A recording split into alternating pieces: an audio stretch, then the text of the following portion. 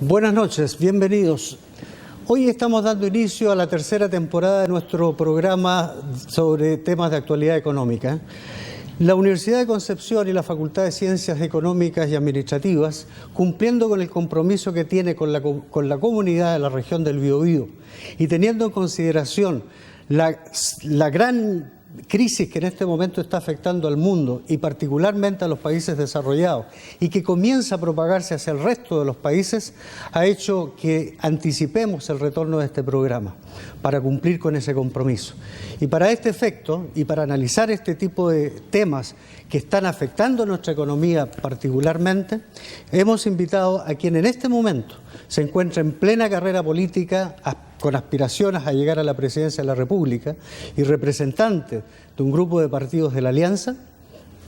Lo hemos invitado para debatir y conversar sobre estos temas. Está esta noche con nosotros el señor Sebastián Piñera, a quien les damos nuestra cordial bienvenida. Sebastián, nosotros queremos conversar específicamente para partir de un tema que en este momento es bastante crítico desde el punto de vista internacional. La crisis financiera ha impactado fuertemente no tan solo a las economías desarrolladas. Se han hecho esfuerzos muy denodados por parte de las autoridades financieras y de gobiernos de todos los países, pero sin embargo los resultados no han sido los esperados. ¿A qué atribuyes tú la prolongación todavía de la crisis a pesar de todas esas medidas que han sido adoptadas? Muy buenas noches, Víctor. Bueno, es verdad, esta es la peor crisis que hemos enfrentado desde la gran crisis del año 29. Y partió como una crisis financiera en el mundo de los bancos, pero poco a poco se ha ido extendiendo al mundo real. Y hoy día tenemos, por primera vez en más de 30 años, que el mundo va a tener una tasa de crecimiento negativa, porque Europa está en recesión, Estados Unidos está en recesión, Japón está en recesión. Los únicos dos países que siguen creciendo, aunque menos que antes, son China e India. Y eso va a durar todo el año 2009. Ahora, sin embargo, a pesar de eso, yo creo que Estados Unidos inicia una política bastante agresiva para atacar la crisis y logra, de alguna manera, persuadir a los países europeos y se alinean de tal manera a utilizar el mismo tipo de política. Inyectan dinero a la economía, bajan las tasas de interés, pero sin embargo nos damos cuenta que Europa sigue esta línea, pero nos estamos dando cuenta que en este momento los países europeos ya no están muy proclives a este tipo de medidas, por el contrario. Lo que le está preocupando a ellos es fundamentalmente saber cuáles son las causas y van tras una modificación en las bases de sustentación del sistema financiero.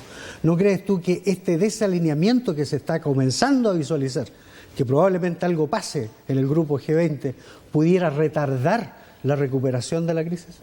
En unos días más se va a reunir el grupo G20, que es el grupo G7, las 7 economías más grandes y más industrializadas del mundo, con 13 países adicionales, entre los cuales está México, Brasil y Argentina, por América Latina.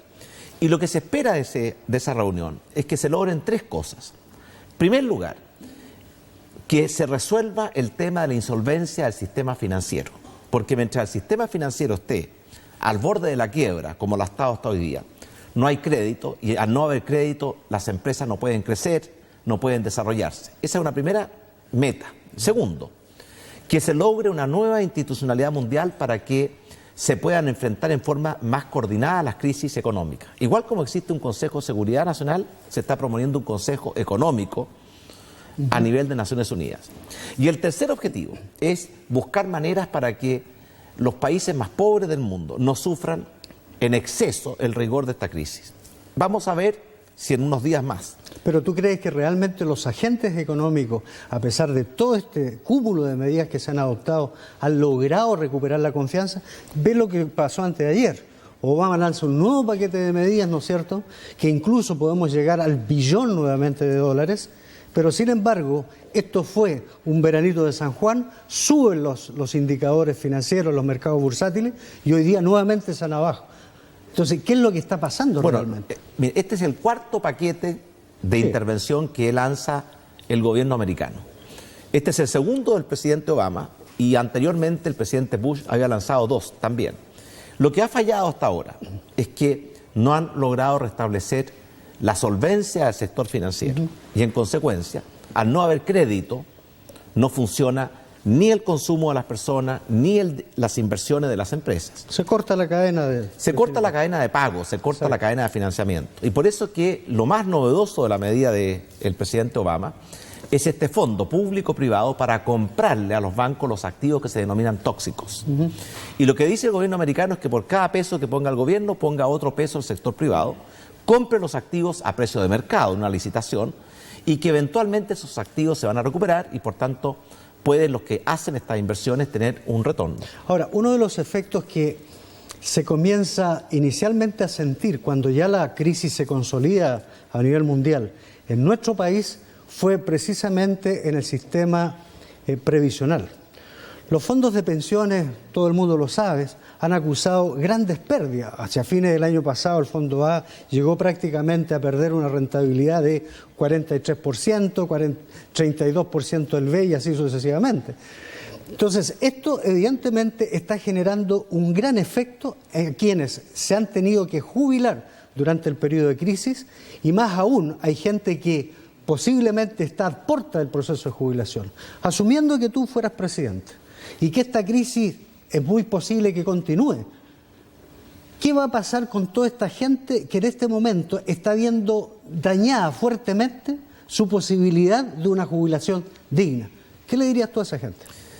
Bueno, en primer lugar, durante todos los primeros años de este siglo, encontramos un cuadro de la economía mundial extraordinariamente favorable. Crecía Estados Unidos, Europa, Japón, India, China. Y ese fue un periodo en que Chile debió haber galopado. Y en lugar de galopar, desgraciadamente fuimos perdiendo dinamismo, perdiendo capacidad de crecimiento. Y fue, en cierta forma, una pérdida de una maravillosa oportunidad de haber dado ese gran salto adelante. Es verdad, los fondos de pensiones tienen inversiones. Y las inversiones se han visto golpeadas en el mundo entero. Pero quiero decirte algo, Víctor. Los multifondos se crearon en el año 2001. Si tú tomas la rentabilidad de los 5 multifondos, A, B, C, D y E, en un momento se dispararon el A y el B y después cayeron. Pero hoy día todos los multifondos están donde mismo. Así que una cosa a constatar es que los que estuvieron en los fondos A, B, C, D y E han tenido los mismos resultados si tú tomas los últimos 8 años, desde el 2001 hasta hoy día. O sea, ¿me estás diciendo que en el fondo esta gente no estaría asumiendo pérdidas si tuvieran que jubilar? No, lo que estoy diciendo es que tuvo una ganancia muy grande durante el periodo de vacas gordas que se perdió íntegramente con la crisis financiera. Y por tanto yo podría decir a la gente que está a punto de jubilar 3 cosas. En primer lugar, si puede postergar su jubilación para no asumir la pérdida y esperar la recuperación de los mercados, yo le recomiendo francamente hacerlo. ¿Pero tú lo consideras una medida práctica? Porque piensa tú en una profesora, un profesor, que ha trabajado 30, 35 años, se enfrenta a esta situación. ¿Qué va a hacer? Es más, hay en empresas donde por política tú cumples los 65 años y tienes que abandonar la empresa. No tienes opción. No estoy diciendo, Víctor, si puede postergar su jubilación y no jubilar ahora en que el fondo está asumiendo todo el golpe de la crisis y lo puede postergar, los que puedan hacerlo yo recomiendo que lo hagan. Si no puede hacerlo, yo le recomiendo que en lugar de irse a renta vitalicia, es decir, que tiene que asumir la pérdida ahora, opte por el sistema transitoriamente de retiro programado. El retiro programado permite que si se recuperan los valores de las acciones, de los bonos, de las inversiones de los fondos de pensiones, él va a recuperar también en su jubilación futura ese valor. Pero indudablemente que este es un golpe duro para la gente que tiene sus ahorros previsionales en el sistema. Pero yo creo que lo que tenemos que hacer es mejorar nuestro sistema de pensiones. En nuestro programa de gobierno tenemos varias medidas. Primero, buscar mayor competencia entre las AFPs para que esa competencia se traduzca en menores cobros en comisiones y en consecuencia mayor aporte para el fondo previsional y en consecuencia mejores pensiones. ¿Podría constituirse como alternativa, por ejemplo, la creación de una AFP estatal? Yo creo que francamente que esa no es la solución. Recordemos Pero sí te daría competencia. ¿Te permitiría incrementar la competencia? Recordemos que el Transantiago es una empresa estatal, que Ferrocarril del Estado es una empresa estatal y que ENAP es una empresa estatal, manejada por el gobierno. Y digo estos 3 ejemplos, porque entre esas 3 empresas, en los últimos meses se han perdido más de $4.000 millones por mala gestión. Y por tanto, queremos más competencia. Ahora, la competencia puede provenir del sector público o del sector privado. Lo importante es que la competencia, y aquí me refiero al tema de las farmacias, tiene un solo objetivo: mejorar la calidad de los productos y bajar los precios para beneficiar al consumidor. Cuando no hay competencia, como lo ocurrió en el caso de las farmacias, se produce lo que estamos viendo, una confabulación o un acuerdo de precios que ha perjudicado a miles y miles de personas, especialmente en un rubro tan sensible como los remedios. ¿Y tú no crees que eso de alguna manera, lo que me estás planteando, responde también a que en Chile se está llegando a generar cierto grado de concentración económica en industrias que son íconos? El caso de la farmacia, ¿no crees tú que estaría siendo la punta del iceberg? Porque si tú analizas qué pasa en el retail, tenemos 3 multitiendas que son las que controlan y manejan el mercado. Y esa situación está repercutiendo en los pequeños y medianos empresarios que definen las producciones y controlan los precios. Analiza lo que pasa en los bancos. Entonces, ¿no crees tú que es el momento de hacer algo en relación con la competencia, pero que en el fondo esto de alguna manera contribuya a evitar estos problemas que se pueden producir producto de la concentración económica? Definitivamente. Nosotros estamos planteando 2 grandes instrumentos para evitar lo que tú acabas de describir. Primero, fortalecer la Fiscalía Nacional Económica. Correcto. Para que pueda actuar en forma preventiva, para que llegue antes que explote la bomba y no solamente después. Y fortalecer la competencia para que las empresas trabajen por satisfacer las necesidades de las personas, menores precios, mejor calidad de producto, y no para confabularse en torno a precios monopólicos. Y lo segundo es fortalecer el Servicio Nacional del Consumidor, para que los consumidores chilenos también tengan una forma de defenderse cuando sus derechos son atropellados en forma eficaz y oportuna. Esas son 2 medidas que le hacen falta a nuestra sociedad. Quiero volver al tema de las AFP. Hace pocos días atrás se conoció un cambio en el comportamiento de parte de las AFP respecto a las inversiones extranjeras. Hay muchas inversiones extranjeras que están haciendo, porque están autorizados legalmente para hacerla, que están retornando a nuestro país derivado de toda esta volatilidad mayor que existe en los mercados internacionales. Esto tiene una doble lectura, para mí, positiva desde el punto de vista de que esto se puede constituir en un elemento que al venir a buscar, ¿no es cierto?, nuevos nichos para invertir acá, puede llevar a un aumento en el precio de las acciones, positivo. Pero también tiene una lectura negativa, porque esto puede significar un impacto en el mercado cambiario que se puede traducir en una apreciación del peso, o sea, baja en el precio del dólar. ¿Qué explicación le darías tú a los exportadores frente a una situación de esta naturaleza? ¿No crees tú que le podría afectar? Definitivamente sí.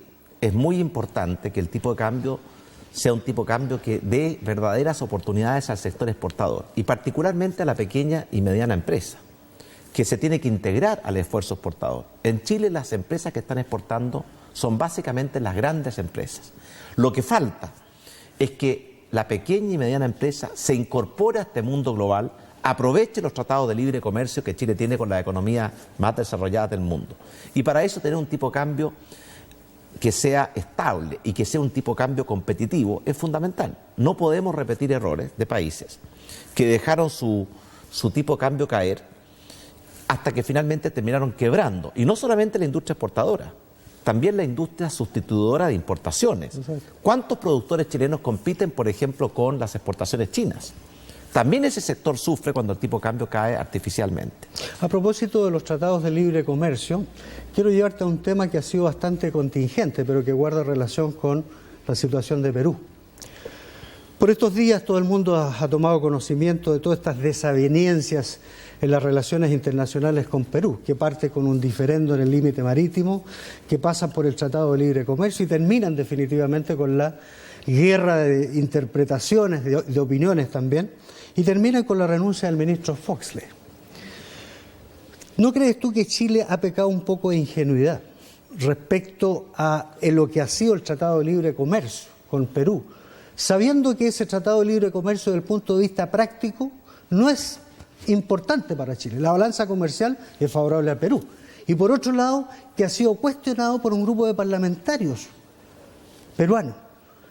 ¿Tú estás de acuerdo definitivamente en seguir propiciando la idea del Tratado de Libre Comercio con Perú? Mira, Nosotros con Perú tenemos dos agendas. Una es la agenda del pasado que siempre nos ha dividido. Y ahí está inserto el problema que tenemos hoy día ante el Tribunal de la Haya. Yo quiero decirle a la gente que yo tengo la más profunda convicción que tanto el derecho internacional como la razón están del lado de la posición de Chile.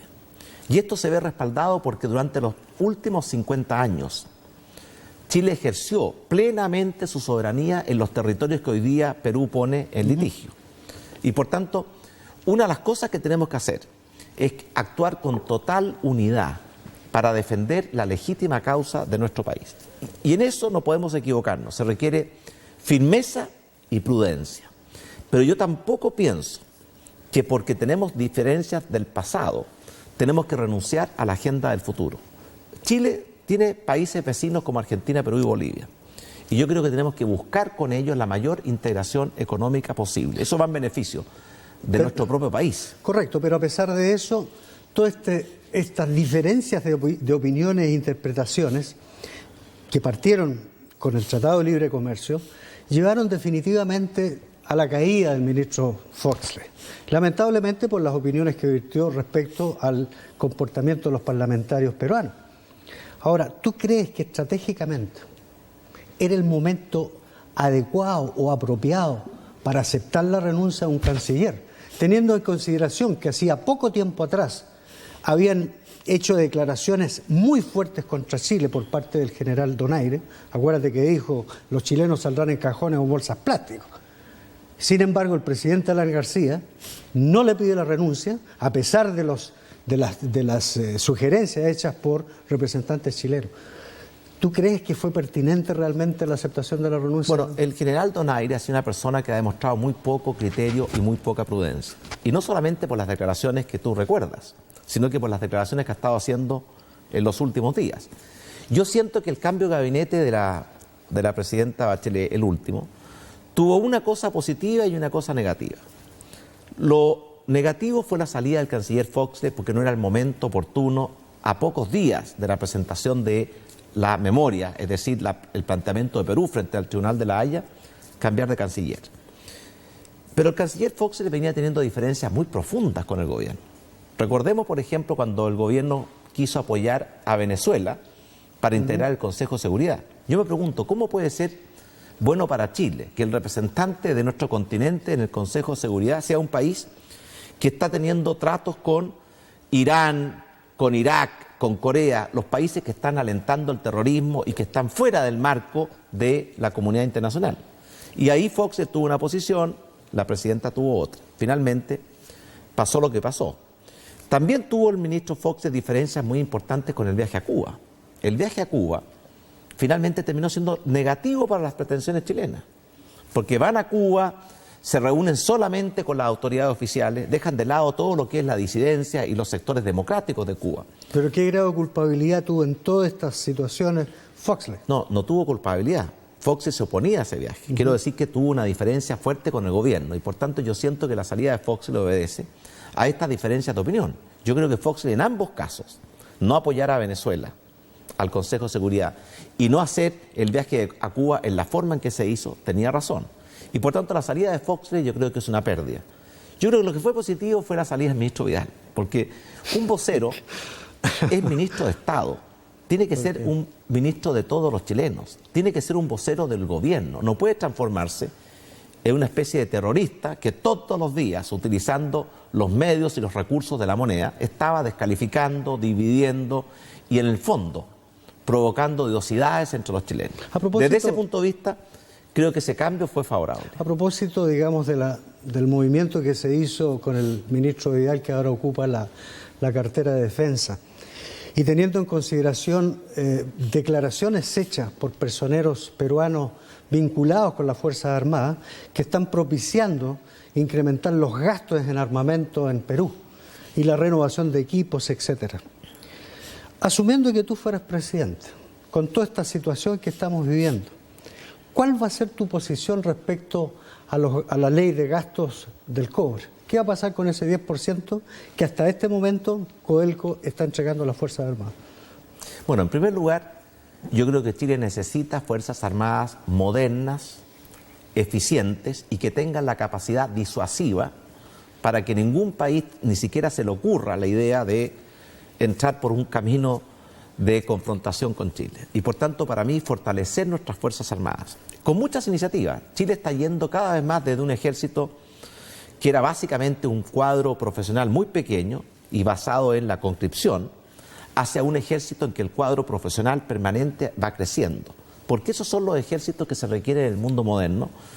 Porque hoy día la defensa es muy tecnológica, los sistemas de armas, la logística, requiere personal muy calificado y por tanto seguir fortaleciendo nuestras Fuerzas Armadas es un muy buen seguro para Chile, que todavía tenemos conflictos con nuestros vecinos. Recordemos que tuvimos un conflicto pendiente con Bolivia, que pretende recuperar su acceso al mar en circunstancias que eso fue resuelto en un tratado. Tenemos un conflicto con Perú por los límites tanto terrestres como marítimos en la zona norte. Tuvimos un conflicto con Argentina por el tema del gas. Y por tanto Chile no puede descuidar sus Fuerzas Armadas porque sería irresponsable hacerlo. Y eso es un compromiso fuerte y claro. Si la mejor forma de financiar a las Fuerzas Armadas es en función del precio del cobre, yo creo que eso es perfectamente debatible. Porque es posible que en algunos casos, cuando el precio del cobre esté bajo, las Fuerzas Armadas requieran un financiamiento mayor. Y en otros casos, cuando el precio del cobre se va a las nubes, es posible que sea excesivo. Yo soy partidario de tener un presupuesto de las Fuerzas Armadas financiado con los recursos generales de la Nación, igual que el Ministerio de Salud, el Ministerio de Vivienda, el Ministerio de Educación, pero con un horizonte de tiempo más estable. ¿Sin el aporte de ese 10% de Codelco? No, es que el aporte del 10% de Codelco es la fuente del financiamiento. La alternativa es que el financiamiento de las Fuerzas Armadas provenga de los recursos de la Nación. Y por lo tanto, si el precio del cobre está muy bajo, a lo mejor nuestras Fuerzas Armadas requieren más recursos. En este momento las Fuerzas Armadas, todos los gastos operacionales que tienen, ¿no es cierto?, al igual que todo el resto de las carteras ministeriales, son financiados con recursos directos que forman parte, ¿no es cierto?, de las arcas fiscales. Pero no así su presupuesto de inversión. Correcto, pero esto es un aporte exclusivo para las Fuerzas Armadas que viene Codelco. Pero separemos, yo no estoy diciendo que haya que disminuir los recursos para que nuestras Fuerzas Armadas tengan la posibilidad de ir renovando su material, siendo Fuerzas Armadas eficientes y disuasivas, para que tengan la capacidad de evitar que otros países vecinos puedan caer en la tentación. Pero si el financiamiento tiene que provenir del cobre o debe provenir de renta general de la Nación, es un tema que se está discutiendo. Ahora, volviendo al caso de Perú, hace pocos días atrás le solicitaste tú una entrevista a la presidenta Bachelet. Han habido muchos comentarios y opiniones encontradas, pero básicamente yo tengo tres lecturas de esto que me gustaría saber el propósito de eso. Uno, la entrevista la pides porque realmente era importante dar una señal de unidad. Dos, es importante porque a lo mejor tú pretendías llevar una propuesta. O tres, estás pensando también de que de alguna manera mitigar un poco esta conflictividad, pensando en todas las inversiones que tenemos en Perú, principalmente de retail, bueno, el caso mismo del Amperú. ¿Cuál es la lectura que yo podría sacar de esas tres? ¿Cuál fue el propósito que te lleva a pedirle esa entrevista? Mira, cuando el país enfrenta la situación más compleja, limítrofe de este siglo y de muchos años, porque por primera vez se está llevando a una corte internacional como es la Haya un litigio que puede comprometer el territorio terrestre y marítimo de nuestro país, es decir, nuestra soberanía. Lo que debe hacer una persona que es candidato de la Alianza es, en primer lugar, manifestarle a la presidenta su total apoyo a la causa chilena.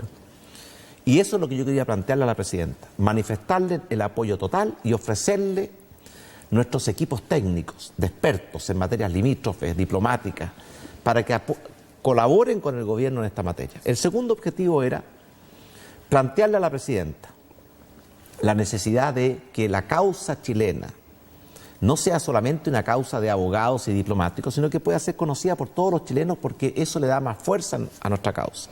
Y en tercer lugar era dar una potente señal de unidad que el candidato de la Alianza, que es la oposición hoy día, se reúna con la presidenta, que fue elegida por la concertación, para darle una muestra al mundo entero de la unidad de propósitos y de convicciones que tenemos los chilenos. Ahora, eso no se dio, ya es historia, ya es pasado, pero hoy día yo leí que el presidente de Perú convocó a todos los posibles candidatos presidenciales de Perú, ¿cierto? A Ollantumala, al expresidente Toledo, a la señora Keiko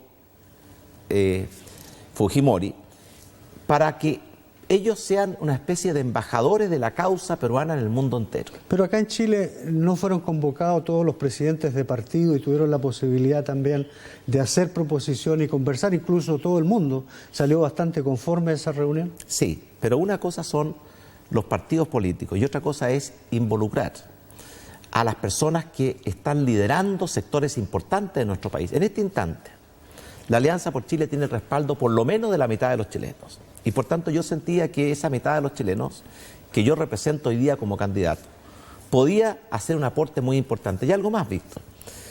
Este problema no se va a terminar con este gobierno. Tú sabes que Chile hoy día tiene un plazo hasta el 10 de marzo del próximo año para presentar su contramemoria, es decir, los argumentos chilenos.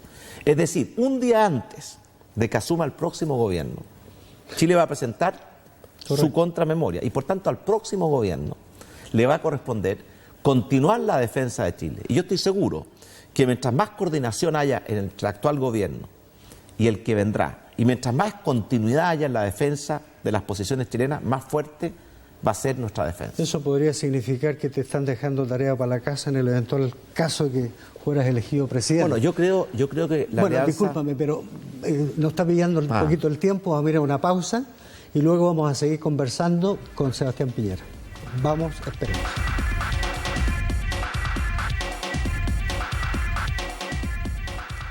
Estamos de regreso en amena conversación con el candidato por la Alianza, el señor Sebastián Piñera. Sebastián, volviendo al caso Chile particularmente, uno de los grandes problemas a los que se está enfrentando en este momento, derivado de esta crisis financiera, es el tema del desempleo.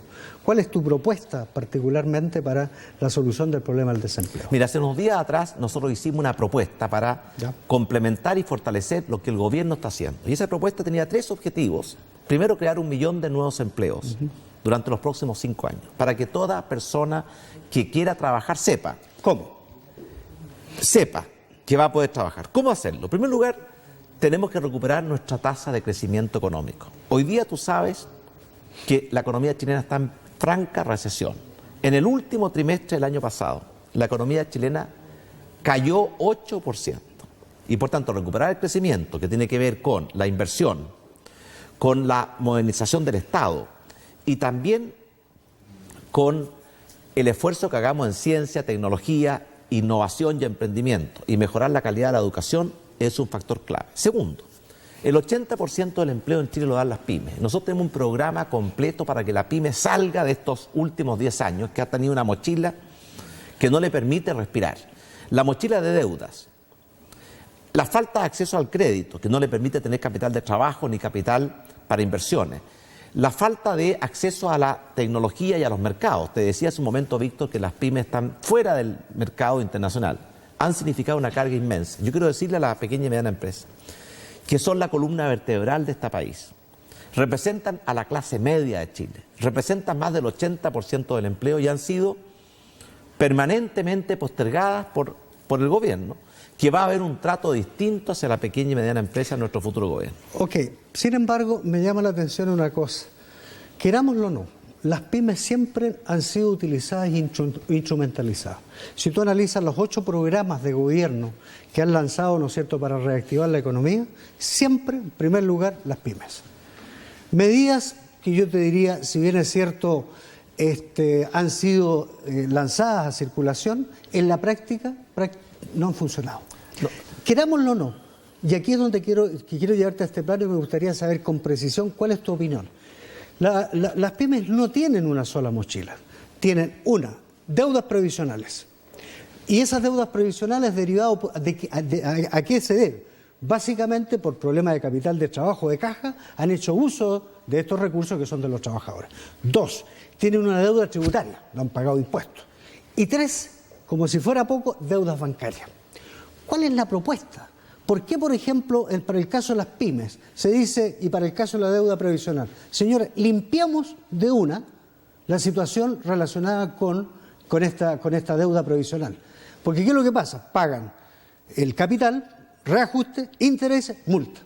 ¿No es factible condonar? ¿No tienes contemplado tú una posibilidad? Pero mira, Víctor, la verdad es que el camino de la condonación yo creo que no es el mejor camino. Pero déjame recoger tu idea central. Es verdad, los gobiernos de la concertación han prometido muchas cosas. Prometieron que íbamos a llegar al bicentenario como un país desarrollado, no cumplieron. Prometieron de que iban a empezar a ganarle la batalla a la delincuencia, no cumplieron. Prometieron que iban a crear 200.000 nuevos empleos al año, no han cumplido. Prometieron que iban a mejorar la salud y la educación, pero donde importa, la sala de clase, el consultorio, la escuela, el hospital, el policlínico, la verdad es que eso no ha ocurrido y por tanto es verdad. Y eso es la esencia del cambio que nosotros queremos traer a Chile, un gobierno que cumpla lo que promete. Pero ¿por qué no eres partidario de condonar intereses, reajuste? Yo pago capital, pero ¿por qué reajuste en una situación que sabemos a ciencia cierta? Víctor, hablemos en serio. En primer lugar, tú sabes que lo que hay que hacer con la pequeña y mediana empresa básicamente es reprogramarle sus deudas para que pueda tener un horizonte de tiempo con plazos y tasas razonables que les permite que esa mochila, que hoy día lo tiene absolutamente apabullado, sea una mochila llevable. Segundo, hay que abrirle el acceso al crédito para que pueda también acceder a capital de trabajo y capital de inversión, que es lo que le va a permitir crecer. Y por tanto el crecimiento le va a facilitar también el servicio de la deuda de arrastre. Pero si hablamos de condonaciones o de perdonazos, hay que preguntarse a quién, cuánto y cómo. ¿Y cómo se financia eso? Yo no quiero entrar en el camino fácil y a veces irresponsable de prometer que vamos a condonar y perdonar todas las deudas. Pero sí quiero hacer una promesa mucho más potente, yo sé que el pequeño y mediano empresario lo va a entender muy bien, que es crear las condiciones para que la pequeña y mediana empresa se saque la mochila de la deuda y tenga plazos razonables, tasas razonables. Y en segundo lugar, crear las condiciones de acceso al crédito para que la pequeña y mediana empresa pueda reemprender su proceso de crecimiento. ¿Y cómo le va a abrir acceso al crédito? Y te quiero decir algo más. ¿Cómo abrir acceso al crédito? Lo propusimos hace pocos días atrás. En primer lugar, hemos propuesto que la Corfo se dedique realmente a financiar a la pequeña y mediana empresa y que el Banco del Estado se preocupe en forma preferente de la pequeña y mediana empresa. Segundo, que el gobierno en este instante que hay tanta estrechez de crédito y liquidez para la pyme, provea recursos a los factoring no bancarios, que son los que están financiando hoy día a gran parte de la pequeña y mediana empresa. Pero hay una tercera mochila que tiene la pequeña y mediana empresa, que es la mochila de la burocracia del Estado. Hoy día, la pequeña y mediana empresa destina una parte muy importante de sus recursos a cumplir con una enorme cantidad de burocracia y exigencias que no se justifican. Y por tanto nosotros hemos propuesto crear un estatuto de la pyme para simplificarle la vida a las pequeñas y medianas empresas y no agobiarlas con exceso de carga que proviene de un Estado que no se ha modernizado. Si tuviéramos a tres elementos, reprogramación de las deudas, acceso al crédito, un estatuto para las pymes y una incorporación plena de la pyme al mundo moderno, a las tecnologías y al mundo de las exportaciones, vamos a lograr que la pequeña y mediana empresa no tenga que estar siempre pensando en cómo paga sus deudas, sino que empieza a pensar en cómo crece, cómo se desarrolla. Y eso es factible de hacer. Por eso yo creo que es tan importante que el Estado haga las cosas bien. Yo te quiero decir, Víctor, a ti, que el Estado chileno hace mucho tiempo que perdió la cultura de hacer las cosas bien. Por ejemplo, construye puentes que se caen. Cuando quiere botar los puentes se quedan.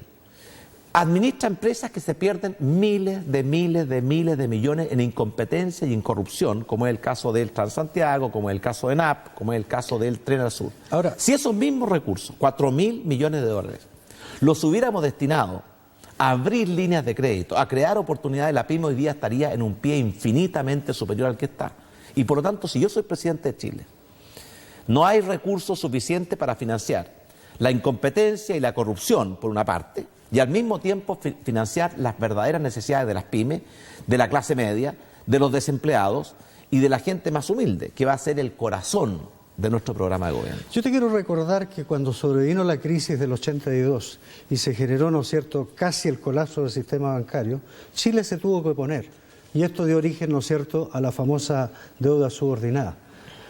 Y eso significó, ¿no es cierto?, prestarle dinero a todos, comprando la cartera mala y prestar todo dinero. Se abrieron líneas de crédito a los bancos.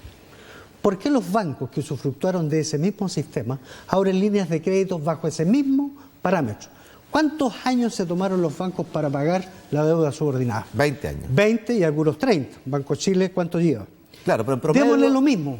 Yo Sí. te digo, valoricemos cuánto fue la deuda subordinada. 4.000 y tantos millones de dólares. Saquemos la gravitación porcentual que tuvo cada banco en eso. Y yo digo, valorizo en este momento cuál es la deuda, la mochila que tienen las pymes en este momento, y digo, señores, usted se tomó 20 años para pagar la deuda subordinada y representó del total de la deuda subordinada el 30%, me genera hoy el 30% de lo que hoy actualmente necesitan las pymes. Y yo creo que sería una solución práctica. Pero espera un segundo. La deuda subordinada fue el año 82 y efectivamente tomó 20 años porque al año 2002, 20 años después, salvo el Banco de Chile, todo el resto de los bancos ya había pagado su deuda subordinada. Lo que yo estoy planteando es una reprogramación de las deudas históricas de las pymes, que como tú dijiste son previsionales, tributarias y bancarias, a plazos que sean absolutamente razonables y a tasas que sean pagables. No como hoy día que la pyme vive para los bancos. Y básicamente todo lo que hace la pyme es para poder pagarle a los bancos y no tiene ninguna capacidad de preocuparse de su propio desarrollo, de mejorar sus productos, de mejorar sus tecnologías, de buscar nuevos mercados. Reprogramación de la deuda es la primera propuesta que te hice. Pero no basta con reprogramar la deuda histórica. Para crecer, las pymes requieren capital de trabajo, requieren capital de inversión para poder traer maquinaria, para poder mejorar, ¿cierto?, la tecnología y para poder aumentar el empleo. Y por tanto, acceso al mercado crediticio, te planteé dos fórmulas claves, que el Banco del Estado y Corfo se preocupen realmente de las pymes, cosa que hoy día no lo hacen, y que además reabramos el mercado crediticio, especialmente del factoring, que es un factor muy importante. Y en tercer lugar, sacar la mochila de la burocracia. Y eso va a permitir que la pyme se ponga de pie y pueda volver a caminar. Y por tanto yo estoy planteando un programa integral para que la pequeña y mediana empresa, que en Chile son 600.000 empresas. Exacto. Tú sabes que en los últimos 10 años Chile ha perdido casi 100.000 empresarios pequeños y medianos, producto de una política que nunca le ha dado a la pyme la visión y la posibilidad de desarrollarse. Y eso lo vamos a cambiar porque un país que no tiene pequeña y mediana empresa es un país que tiene los pies de barro. Ahora, en materia de legislación laboral, ¿tú crees que todos estos cambios que se han producido a través de la reforma laboral, cambio en la jornada laboral, jornada continua, etcétera, no han contribuido de alguna manera a retardar el empleo y la contratación de nueva mano de obra? Bueno, yo creo que la mejor política de empleos es la que crea empleos. Y yo veo que la política en Chile, lejos de estar creando empleos, está destruyendo los empleos. Y por tanto, cuando nosotros decimos que somos partidarios de modernizar la legislación laboral, no es como sostienen algunos majaderos para hacer más precarios los derechos de los trabajadores. Todo lo contrario, es para permitir que la economía chilena recupere su capacidad de creación de empleos. Hoy día tenemos 600.000 chilenos cesantes. Todos los años se incorporan a la fuerza de trabajo 100.000 nuevos chilenos que terminan sus estudios y salen al mundo y quieren naturalmente ganarse la vida. Y por tanto, para que Chile pueda resolver su problema de empleo, tenemos que crear 200.000 nuevos empleos por año, que es la propuesta que hemos hecho nosotros. Y para eso hay que hacer muchos cambios. Por ejemplo, en nuestro país, los principales sectores o los más golpeados por el desempleo son las mujeres, los jóvenes y los más pobres. Yo le pregunto al gobierno, ¿qué país es Chile que le dice a sus jóvenes más pobres que la mitad de ellos simplemente no tienen ninguna oportunidad de trabajar, porque la tasa de desempleo de los jóvenes del quintil más pobre es cercano al 50%? Y por tanto, Víctor, es muy simple. El Ministerio del Trabajo está para crear trabajo.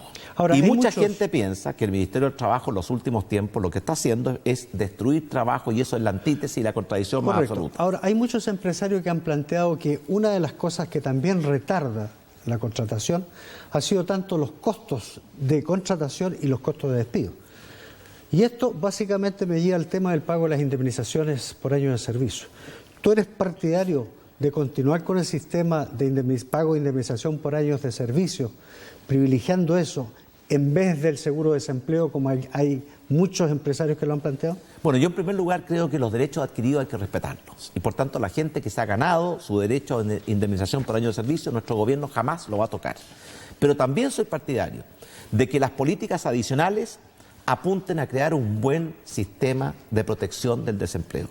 Que cuando una persona pierda su empleo, sepa que no va a quedar solo y abandonado como ocurre hoy día, que va a tener un sistema que lo va a proteger durante el periodo de desempleo, durante ese periodo en que él puede buscar y encontrar un nuevo empleo. Y por tanto, los derechos adquiridos de los trabajadores los vamos a respetar siempre. En la temporada... pero vamos a avanzar por la vía de hacer cada día más eficiente, más fuerte y más eficaz el sistema de subsidio o protección para aquellos chilenos que pierdan su empleo. Mira, la temporada pasada estuvimos entrevistando al ministro del Trabajo, Osvaldo Andrade, y en relación con el tema, por ejemplo, de la distribución de utilidades, que bien sabemos que todo empresario, ¿no es cierto?, puede distribuir utilidad o en subsidio de eso pagar las gratificaciones. Y él era partidario, básicamente, de sustituir esto.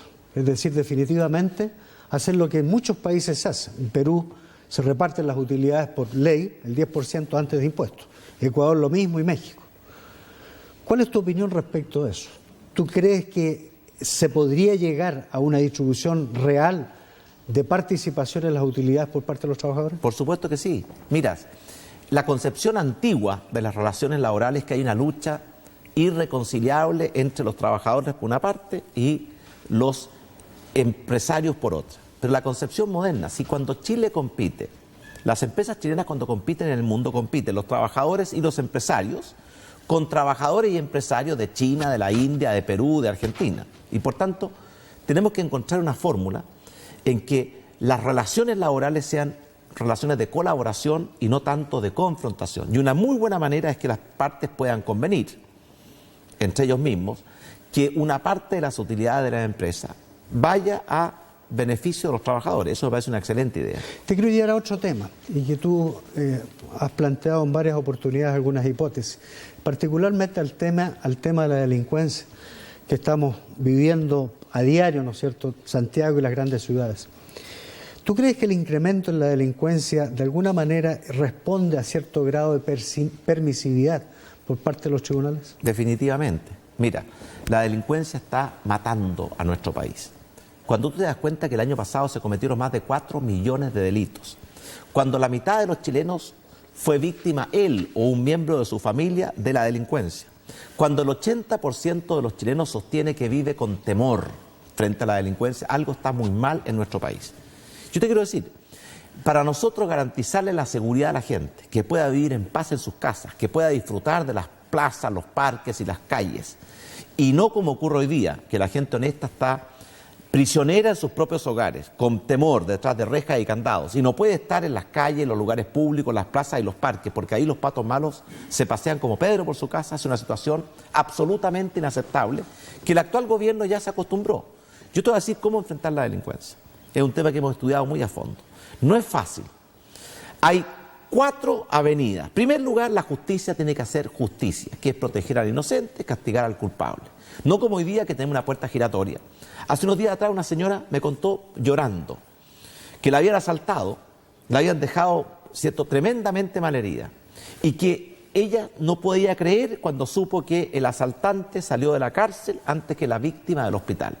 Entonces yo le pregunto a los jueces, cuando ustedes dejan en libertad a una persona que tiene un prontuario delictual en materia de asesinato o incluso de violaciones, yo le quiero decir a los jueces que piensen que esa persona que usted está dejando en libertad puede el día de mañana matar a su hijo o violar a su hija. Okay. Un segundo, Víctor. Y por lo tanto, definitivamente la justicia tiene que proteger a los inocentes, castigar a los culpables, y hoy día en muchos casos no lo está haciendo. Pero no es solamente eso. Pero asumiendo que tú fueras presidente, ¿tú legislarías, por ejemplo, para restituir la detención por sospecha? Yo creo que... ¿Por qué te hago esta pregunta? Porque yo me pongo en el lugar de la policía. ¿Cuántas veces, a raíz de lo mismo que tú estás diciendo, cuántas veces los carabineros intervienen? Y tomando tus mismas palabras, ¿cuántas veces se sabe por televisión o los medios de comunicación en general que de repente sueltan a un delincuente y que ha estado 40 o 30 veces preso?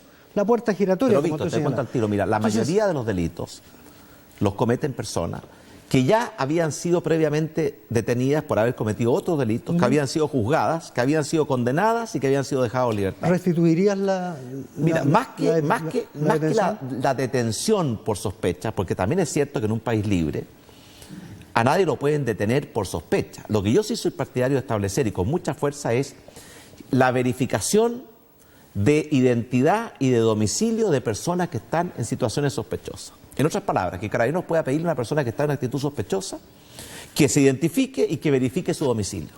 Porque si tú se identifica y verifica su domicilio, estamos haciendo una labor preventiva. Víctor, mira, el segundo pilar de nuestro programa antidelincuencia es que Chile requiere 10.000 carabineros más. Yo lo planteé con mucha fuerza cuando me reuní con el general director de Carabineros. Hoy día Chile tiene 40.000 carabineros. Requerimos 10.000 más para que la presencia de carabineros en las calles sea más fuerte y actúe en forma preventiva. Tercer pilar, ¿de dónde vienen los delincuentes? La mayoría son jóvenes menores de 29 años que nunca han tenido un empleo, que no tienen educación, que no tienen familia y que han caído en la droga o en el alcoholismo. Y por tanto la prevención para que esa verdadera fábrica de delincuentes que tenemos en nuestro país, producto de la pobreza y la marginalidad, es fundamental. Y lo último, cuando en nuestro país una persona comete delito por primera vez, estoy hablando de los jóvenes, todavía tenemos una muy buena oportunidad de recuperar a ese joven, rehabilitándolo. Desgraciadamente nuestras cárceles, y yo las he visto con mis propios ojos, son verdaderas escuelas del delito. Entra un joven primerizo, sale un delincuente profesional. En síntesis, prevención, fortalecer a Carabineros, protección, una justicia que proteja a los inocentes y castiga a los delincuentes y un sistema carcelario que rehabilite son los 4 grandes pilares que tenemos que hacer mejor si queremos derrotar a la delincuencia. Te quiero llevar a otro tema. Normalmente en periodos electorales el tema de la centralización y la descentralización se constituye en un verdadero instrumento, ¿no es cierto?, electoral con fines proselitistas. Asumiendo que tú fueras presidente, ¿tú estarías dispuesto a renunciar al privilegio de nombrar a los intendentes de la región, dándole la oportunidad a que las propias regiones eligieran a su representante, en este caso el intendente? Pero vamos al tema de fondo. Es cierto, en nuestro país tenemos una enfermedad absolutamente absurda, que es el centralismo asfixiante que le quita el oxígeno a las regiones y que además tiene colapsada la región metropolitana. Yo te voy a decir qué es lo que vamos a hacer nosotros en el gobierno de la Alianza. En primer lugar, vamos a redistribuir los recursos, las atribuciones y los poderes desde el gobierno central, que está muy lejos de la gente, hacia los gobiernos regionales y comunales. Y por tanto yo les advierto a los alcaldes de Chile que en nuestro futuro gobierno van a tener más recursos, más funciones, más autonomía, más atribuciones, pero también van a tener mucho más exigencias. ¿Y su intendente? Exigencias de actuar con eficacia en la resolución de los problemas de la gente, de actuar con transparencia en la administración de los recursos públicos y de permitir la participación de la comunidad. Respecto a la designación de los intendentes, Chile es un país unitario y hay ciertas políticas que tienen que ser unitarias y para eso el intendente es el representante del presidente de la República y tiene que seguir siendo así. Pero una cosa es el representante del presidente de la República y una cosa muy distinta es la cabeza del gobierno regional. Hoy día el intendente tiene 2 sombreros, es el representante de la región y el representante del presidente. La propuesta nuestra es que el intendente represente al presidente en las políticas centralizadas, que son necesarias que sean de nivel nacional, pero que la cabeza del gobierno regional, el que preside el gobierno regional, sea elegido por cada región democráticamente. ¿Y quién sería ese? ¿Qué figura es el gobernador? No, el gobernador es dependiente del intendente a nivel de la provincia, al igual como el intendente es a nivel de la región. ¿Pero estarías creando una tercera figura? No, déjame explicarte. ¿Ya? Hay algunas decisiones que tienen que ser centralizadas. Por ejemplo, cuando el Ministerio de Salud determina que un cierto remedio es peligroso, ¿cierto?, porque la institución técnica demostró que era peligroso para la ciudadanía, esa política tiene que ser nacional. No puedo permitir que en una parte se acepte un remedio y en la región de al lado no se acepte.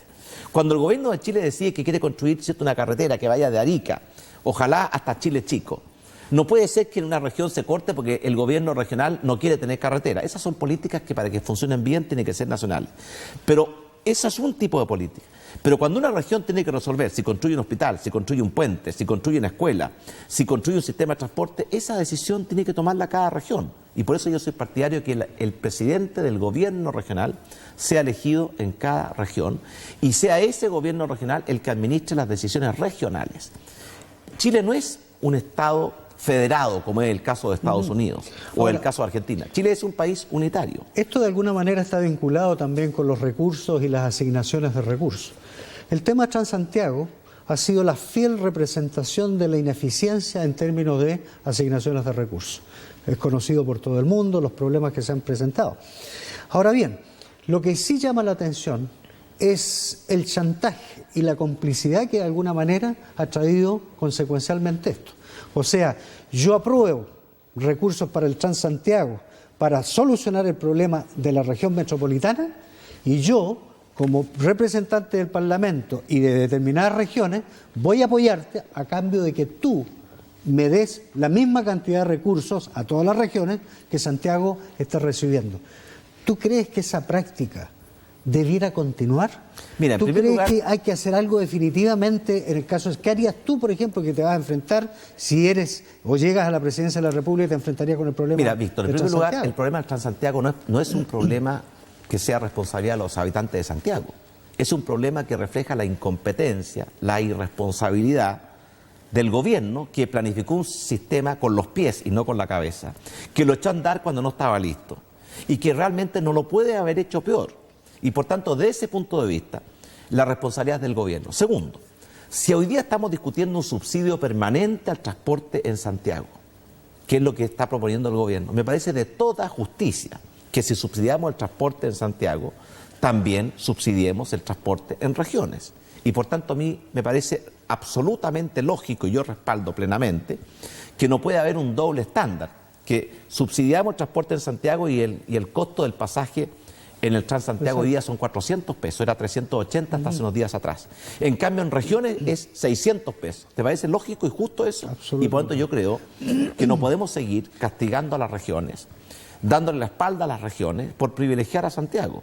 Y por lo tanto, en los errores del Transantiago la responsabilidad sabemos de quién es. Del gobierno de Lagos, que lo planificó muy mal, y del actual gobierno, que lo implementó muy mal. Eso no se lo podemos achacar a los ciudadanos de Santiago, igual como tampoco podemos achacarle, ¿cierto?, a los ciudadanos, por ejemplo, de la región del Biobío, los errores que se han cometido en esta región. Pero si hay subsidio al transporte en Santiago, yo definitivamente soy partidario que exista un subsidio equivalente para las regiones de Chile, porque son todos chilenos y no merecen un trato desigual. Sebastián, estamos terminando, nos quedan muy pocos segundos. En breves palabras, hay un tema, ¿no es cierto?, ético-valórico que en este momento está en boga a raíz de las declaraciones de Frey. El tema del aborto inducido, el tema del aborto, pero también esto ha hecho reflotar una serie de otros temas. La adopción de homosexuales, por parte de homosexuales, el problema de la prostitución, etcétera. Son temas que existen, que los tratamos de soslayar o eufemísticamente los encubrimos de una u otra forma. Mira, yo creo que hay que algo hacer. ¿Tú estarías dispuesto en tu eventual gobierno, por ejemplo, a propiciar una legislación para dar un corte definitivo a esto? No digo debate, porque en este momento todo el mundo se saca, digamos, el problema es hay que debatir. Pero Víctor, déjame ser muy franco en esto porque se nos está acabando el tiempo. Mira, en primer lugar, los candidatos tienen que poner los temas arriba de la mesa y todos los temas en una sociedad libre y democrática como la nuestra se pueden y se deben discutir si son relevantes. Eso estoy 100% de acuerdo. Pero los candidatos no solamente tienen que poner los temas arriba de la mesa, tienen que fijar con claridad y con honestidad su posición. Yo te voy a decir mi posición en los temas valóricos. Respecto al tema del aborto, yo soy partidario de defender la vida y la dignidad de las personas, especialmente de una persona totalmente inocente e indefensa como el niño que está por nacer. Pero eso no resuelve todos los problemas. Hay casos en que la vida de la madre y la vida del hijo están en peligro. En esos casos, no es que una vida valga más que la otra. Lo que ocurre en esos casos es que casi nunca se puede salvar la vida del hijo sin salvar la vida de la madre. Pero hay algunos casos en que ocurre lo contrario. Hay casos en que uno puede salvar una vida, pero no puede salvar la otra. Y por lo tanto yo soy partidario en esos casos de privilegiar la vida que puede ser salvada. Por ejemplo, si una madre tiene cáncer al útero, una madre embarazada o una mujer embarazada, yo soy partidario de aplicar los protocolos médicos, tratar de salvar la vida de la madre. Y si tratando de salvar la vida de la madre, en forma no deseada se pierde la vida del hijo, estamos actuando en conciencia. Lo que yo no soy partidario es que uno vaya como objetivo principal a matar la vida de un niño que está por nacer. Al fin y al cabo, la esencia del juramento de los médicos es salvar vidas y no destruir vidas.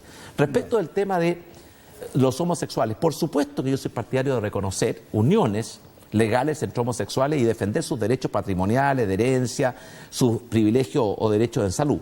Lo que yo no soy partidario es confundir las cosas. Eso es una unión, una unión entre dos personas del mismo sexo. No es lo mismo que el matrimonio, que para mí, por esencia, es el matrimonio entre un hombre y una mujer. Respecto al tema de los preservativos, que está hoy día en debate por declaraciones que han hecho altos jerarcas de la Iglesia, yo creo que los preservativos son parte de una política de salud. En un mundo en que hay tantos peligros de enfermedades, partiendo por el VIH y muchas otras, naturalmente que los preservativos deben ser parte de las políticas públicas de salud.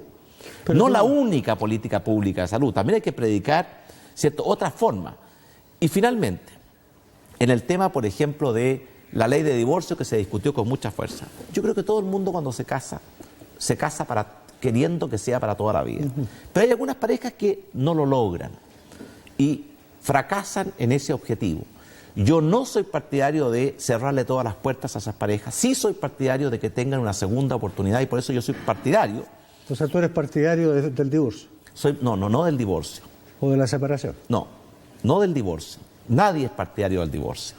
Soy partidario de que existe una ley que permita a aquellas personas que fracasaron contra su voluntad que puedan rehacer sus vidas y nuevamente crear una nueva familia. Rehacer sus vidas significa seguramente partir por caminos distintos. No, Víctor. Si tú dices que yo soy partidario del divorcio, es como que uno sea partidario de que todo el mundo se divorciara, no. Yo creo que nadie es partidario del divorcio. La diferencia está cuando una pareja fracasa contra su voluntad, porque nadie lo hace voluntariamente. Yo sí soy partidario de que esa pareja tenga la oportunidad de volver a rehacer sus vidas, volver a encontrar otra pareja, volver a casarse, volver a tener una familia, porque esa es la forma natural de vida del ser humano. Estas son definiciones en materia valóricas claras y precisas. Y no, yo creo que lo que hace Frey, que dice yo estoy dispuesto a discutirlo todo, pero eso es obvio. Lo que queremos saber es qué haría Frey si fuera presidente, y ahí ha sido muy poco claro. Y lo último, Víctor, yo creo de verdad que los dos problemas que más angustian a los chilenos hoy día son el desempleo o el temor a perder el empleo y la delincuencia. Y le quiero decir a la gente que nos está escuchando, si yo soy presidente de Chile, yo me voy a preocupar personalmente del tema del empleo y del tema de la seguridad. No voy a hacer como ocurre hoy día, en que los presidentes han delegado estas dos tareas fundamentales para la calidad de vida de las personas en los subsecretarios.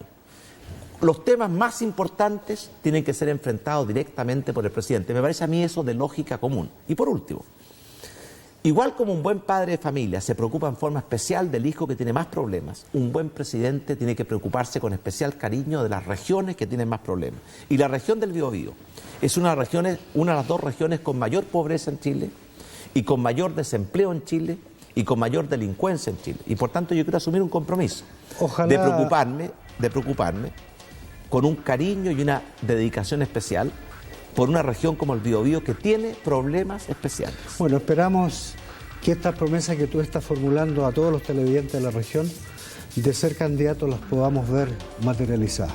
Sebastián, queremos darte nuestros agradecimientos. No de ser candidato, porque los candidatos no las pueden materializar, de ser presidente. El ser presidente. Yo quiero expresarte nuestros agradecimientos en nombre de la universidad, en nombre de la Facultad de Ciencias Económicas y Administrativas por tu visita. A usted, señor, le dejamos cordialmente extendida la visita para la próxima semana cuando estemos nuevamente conversando sobre un tema de actualidad económica. Chao, hasta luego. Buenas noches.